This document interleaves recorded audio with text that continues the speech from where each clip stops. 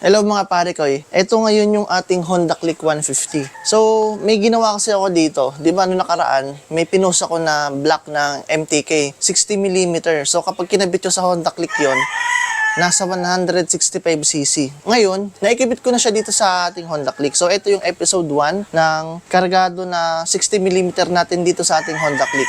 So, sa video na ito mga pare ko, i-update ko kayo kung ano ba yung mga naikabit ko dito sa makina nito. Ilan na ba yung natakbo niya simula nung kinabit ko yung MTK at magkano ba yung bili ko dun sa block na yon. So, dito mga pare ko, no, every week gagawa ko ng video regarding dito sa kinabit natin na block. Kasi sabi ng iba, mahina daw yung MTK na block. So, titingnan natin kung ilang taon ba or ilang buwan ba itatagal sa atin ng block na to. So, dito sa makina mga pare ko, no, i-explain ko kung ano yung mga nagawa ko dito. So, dito sa loob ng makina, meron tayong MTK 60mm na block. So, ang labas ito is 165cc. So, ang ginawa ko doon, medyo may tinabas ako ng konti para maayon yung compression na gusto ko. Kasi hindi rin naman maganda na sobrang taas ng compression. Hindi rin naman sobrang baba. Ang sinet ko dito na compression ratio is 11:1. So, okay na okay yun kasi mas malakas siya doon sa stock na compression. Hindi ko na ginawang 12 kasi baka sumingaw siya eh. So, ginawa ko lang siya mga 11 para safe tayo kasi alam naman natin itong motor ko, ginagamit ko to sa mga pang long rides. Hindi ito yung tipong dyan lang. Ito talaga pinang long rides ko to kaya sinet ko to sa medyo mababa lang ng konti yung compression. Mas mataas lang konti sa stock. Tapos yung camshaft ko po, naka BRT na R7. R3 sorry, naka R3 siya. Tapos yung lift niya is 5.7mm. Tapos naka valve spring din tayo. Tapos yung head niya stock lang, naka port and polish siya.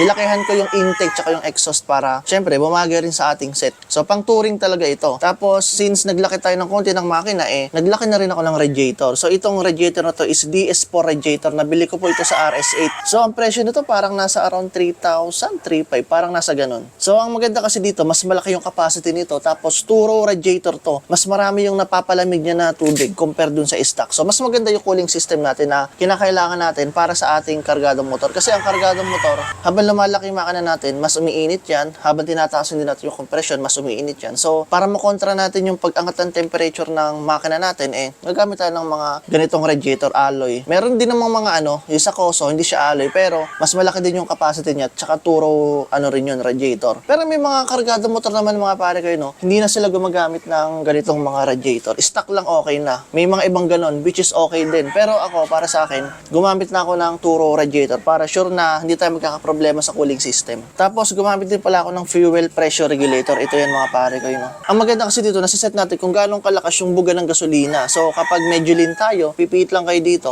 malalakasan natin yung buga ng makina. So maiiwasan natin yung lean kapag nagpa-plug reading tayo. So ito, dito ko lang siya ikinabit, pero bala ko siya i-mount dito banda sa ilalim. Wala pa lang akong time. Pero ito, dito okay na okay naman siya.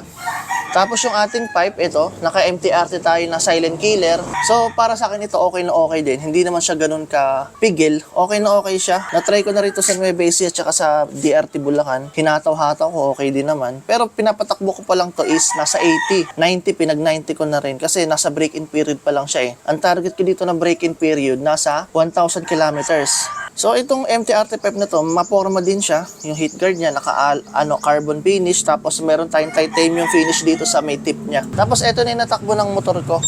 So, meron tayo ditong 784 kilometers. So, ganyan na po karami yung tinakbo niya. So, para sa akin, no, kung iba yung tatanungin nyo, okay na siya. Kasi ang iba, sabi ng iba, break-in period nila is 500 kilometers. Pwede mo na siya biritin. Pero sa akin dito, pinaabot ko siya kahit mga 1,000 para sure talaga na hindi tayo magkakaproblema sa block. Para maganda-ganda yung ating break-in period.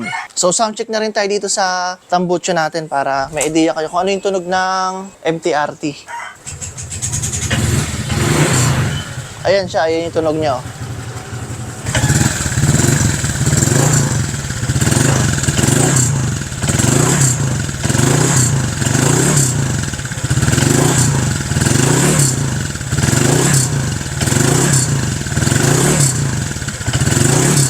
So, siguro sa first episode natin mga pare, hanggang dun lang muna yung maibibigay ko sa inyo na info. Every week, huwag kayo mag-alala, mag-upload ako ng video regarding dito sa ating MTK. As in, every week talaga. So, next week, titingnan natin kung mabibirit na natin. Siguro, baka bukas, tatry ko na siya ibirit. Tapos, check ko din yung sulog ng spark plug natin kung okay ba, kung hindi ba, kung lean ba siya o rich. So, ilang mga pare kayo, no? Next week, kita-kits tayo kung ano na ba update ko dito sa ating MTK block.